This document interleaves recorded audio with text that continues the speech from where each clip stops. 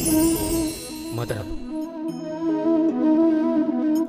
మనందరికీ తెలిసింది ఒకటే, అమృతాన్ని పొందటం కోసం సముద్రాన్ని మదించాలి అని. కానీ దాని వెనుక గల మహత్తరమైన లక్ష్యం చాలామందికి ఇంకా అర్థమే కాలేదు. ఈరోజు ఆ మహా లక్ష్యాన్ని గురించి మీకు వివరంగా చెప్తాను. మన జీవితంలో ఆ అమృతాన్ని పొందడానికి దారి చూపించేది మదనం. ఇక తర్వాత దానికి కావాల్సింది సంకల్పం, ఆ తరువాత ఏర్పాట్లు. ఆ ఏర్పాట్లను దేవతలు అసురులు కలిసి చేసుకున్నారు. ఇక తర్వాత చేయాల్సింది ప్రయత్నం. బాసుకి నోటి నుండి విషం వెలువడటం ఆరంభంలో ఎదురయ్యే ఆటంకాలకు ప్రతిరూపం. అయినా మన నిర్ణయం అనేది దృఢంగా ఉండాలి. ఒకవేళ సాగర మదనంలో ఆలాహలం వచ్చినా సరే అందరూ ఒక్కటిగా దానిని ఎదుర్కొన్నారు. తరువాత ఆ మదనంలో మనకి అనేక అమూల్యమైన రత్నాలు, నక్షత్రాలు లభించాయి.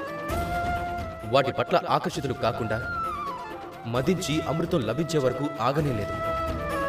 ఇక అదే విధంగా మీరు మీ జీవితంలో సంకల్పం, సహకారం, ప్రయత్నం, దృఢ నిశ్చయం, పట్టుదల, ఆకర్షణల పట్ల విరక్తి, ఈ గుణాలు మీలో పెంచుకుంటూ పోతే కనుక మీకు కూడా మీ జీవితంలో అమృతం తప్పకుండా లభిస్తుంది. రాధాకృష్ణ.